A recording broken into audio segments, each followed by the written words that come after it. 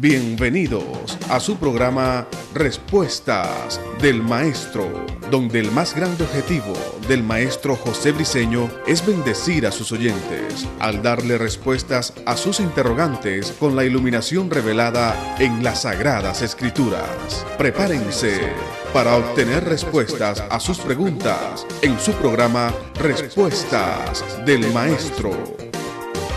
Ok, bendecimos a los que nos están escuchando a través de esta programación. Les saluda el maestro José Briceño desde Venezuela, ciudad de Maracaibo, el estado Zulia. Esta es la ciudad y el estado, el país que me vio nacer. Tenemos una pregunta, maestro.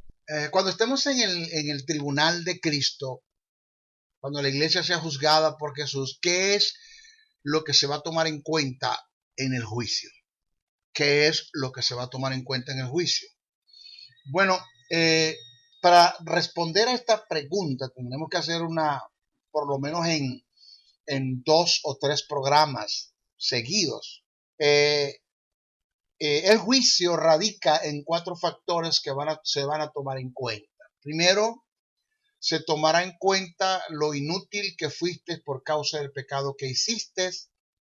2, se tomará en cuenta los daños no restituidos por causa del pecado que hiciste. 3, se tomará en cuenta lo que hiciste que Dios no te mandó hacer. Y 4, se tomará en cuenta lo que no hiciste que Él te mandó hacer. En el juicio de la iglesia, una de las cosas que tenemos que tener claro es que no se tomará en cuenta el pecado, porque el juicio no es para condenar, sino para galardonar, según primera carta a Corintios capítulo 3, verso 15. Prueba de esto es que el término que Pablo utilizó para referirse a lo malo en segunda carta a Corintios, el capítulo 5, verso 10, es la palabra phailos, que significa malo en cuanto a inutilidad, y no es malignidad como pecado. La palabra que se utilizó o que se utiliza para referirse al pecado es del griego kakos o fonira.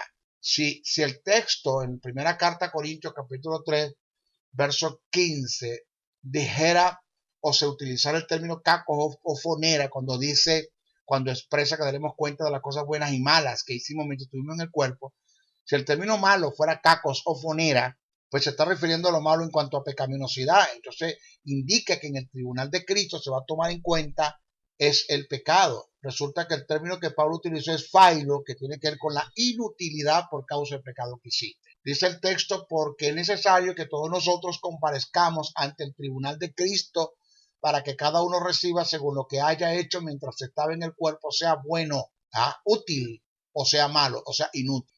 Esto indica que todo el tiempo que pasaste en el pecado y que por causa de eso seas inútil para Dios, le darás cuenta a Él, al Señor.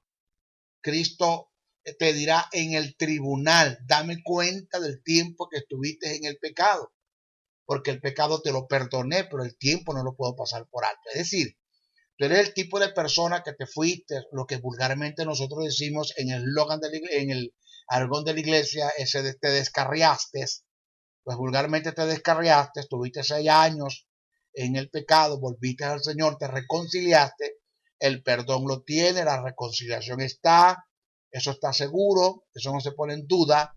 El pecado que cometiste en esos 6 años, el Señor te los perdonó, Él abogó por ti, su sangre te limpió, pero los 6 años o el tiempo que tuviste en el pecado no lo puedes pasar por alto. O sea, el Señor te va a juzgar es lo inútil que fuiste por causa del pecado. Te puedes imaginar las grandes cosas que Él pudo haber hecho contigo en ese tiempo que estuviste en el pecado y no lo hiciste.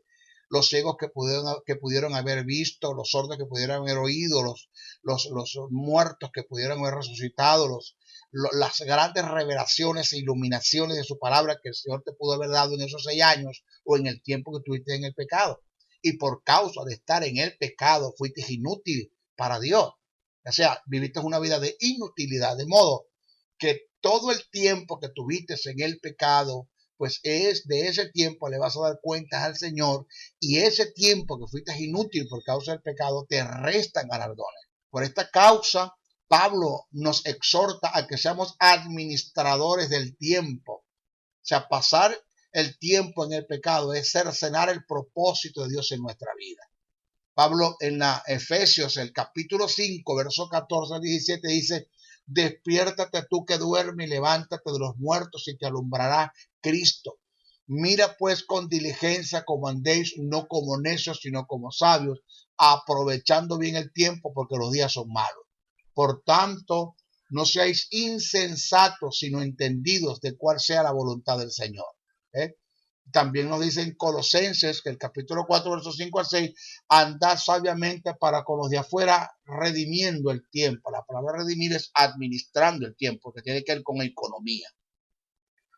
Entonces, el apóstol Pablo, cuando trata de la redención del tiempo, se refiere a la forma de conducirse en la vida, aprovechando al máximo cada oportunidad que Dios nos presente en su propósito, y que de paso son oportunidades que no volverán,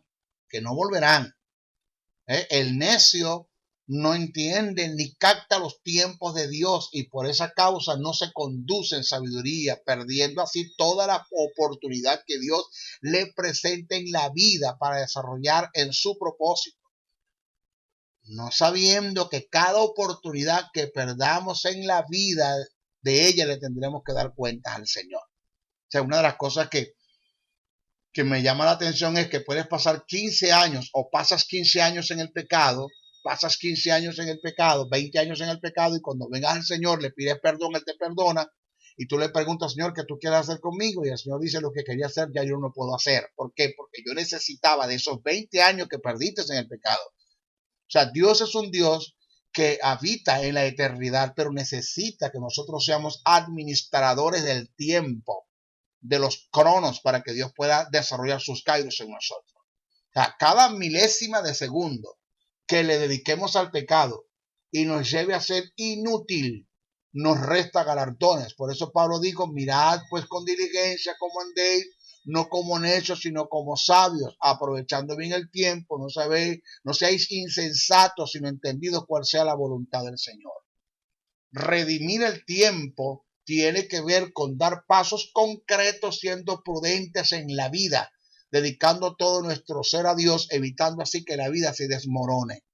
Redimir el tiempo es entender que se vive una sola vez en la vida, que nuestra vida es como una moneda, solo podemos comprar una sola vez con ella. Por eso debemos tener sumo cuidado en qué invertimos la vida. Redimir el tiempo es entender que en la vida hay caminos que no tienen regreso, que lo que transitamos queda en el pasado y con el pasado nada podemos hacer, que debemos ocuparnos del presente en beneficio del reino, construyendo para el futuro. Redimir el tiempo es entender que las causalidades que vienen de Dios son grandes oportunidades que tenemos para la implantación del reino, y que dicha implantación repercuta a nuestro beneficio. Redimir el tiempo es entender que no debemos invertir el tiempo en lo que no beneficia, en lo que es vano y vacío. Redimir el tiempo es entender que la vida es como un gran terreno que se te dio para cultivarlo y sembrarlo, pero tú decides lo que siembra. De una cosa debes estar seguro: lo que siembra lo vas a recibir. Redimir el tiempo es entender que la vida es como un papel en blanco que se te dio con un apuntador. Puedes escribir en él lo que quieras, pero lo que escribas nunca lo podrás borrar. Redimir el tiempo es entender que eres libre de tomar cualquier decisión, pero nunca serás libre de sus consecuencias, y por tanto debes ser prudente con las decisiones que emprendamos. Debemos ser prudentes con las decisiones que emprendamos. Lo duro del caso es que algún día en la vida nos daremos cuenta que por causa del pecado en relación a Dios y a su propósito perdimos el tiempo, y con él lo perdimos todo. Y para complementar, sobre todo eso le tendremos que dar cuentas al Señor. Nada va a pasar por alto en el tribunal. Para mayor comprensión en lo que tiene que ver con la redención de la administración del tiempo, voy a conceptualizar los dos términos que se utilizan en el griego para hacer referencia al tiempo. Vamos a definirlo. Uno es cronos, de donde se deriva el término cronología, cronómetro, y es el término que se utiliza para hacer referencia al tiempo de los hombres que se define en segundos, en minutos, en horas, en días, en semanas, en meses, en años, en decenios, en quinquenios, en milenios, en siglos. El Cairo, eso de que, hermano, yo quiero que Dios cumpla sus Kairos en mí. La gente a veces habla cosas y expresa cosas que ni siquiera sabe lo que está diciendo. El término Cairo es un momento oportuno, específico y determinante, ajustado a la voluntad y al propósito de Dios. El Cairo es el tiempo de Dios dentro del tiempo de los hombres. Es cuando Dios, en su designio, decide hacer algo específico y determinante con un individuo en un lugar o en un lugar apropiado. Cuando nosotros no entendemos los tiempos, el Kairos de Dios, perdemos una oportunidad para surgir en la vida. Pero con todo y que conozcamos los tiempos de Dios, nunca podrá desarrollar si no somos buenos administradores del tiempo, cronos, en el que vivimos. Jamás Dios podrá desarrollar su propósito en nosotros mientras andemos dedicando y perdiendo nuestro tiempo sumergidos en el pecado. O sea, si tú no eres un administrador del cronos, Dios nunca podrá desarrollar sus kairos en ti. Entonces, no es cuestión de, Señor, cumple tu voluntad en mí, Señor, cumple tus kairos, desarrolla tus kairos, Señor. Ahora, no. Si no eres un administrador de los cronos, yo no puedo desarrollar mis kairos en ti.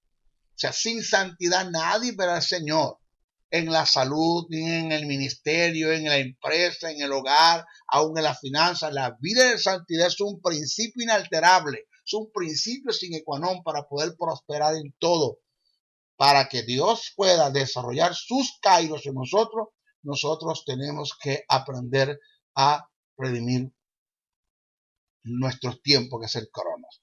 De modo que, hermano, tenemos que aprender y entender que no hay tiempo para perder tiempo en pornografía, para perder tiempo en promiscuidad, para perder tiempo en amantes, para perder tiempo en la infidelidad sexual, para perder tiempo en el afán por el dinero, para perder tiempo en buscar el prestigio, por tener sed de prestigio, para perder tiempo en la filalguria, que es el amor al dinero. No hay tiempo para perder tiempo en eso. Por eso Jesús dijo, buscad primeramente el reino de Dios y su justicia y todas las cosas os serán añadidas. Ok, hasta nuestro próximo programa que daremos respuestas a esta pregunta que está en su primera parte. Bendiciones, bendiciones, bendiciones. Gracias por acompañarnos en Respuestas del Maestro. Para realizar tus preguntas en un próximo programa, envíalas a través de los correos respuestasdelmaestro77@gmail.com, respuestasdelmaestro77@hotmail.com. Mil bendiciones y hasta una nueva edición.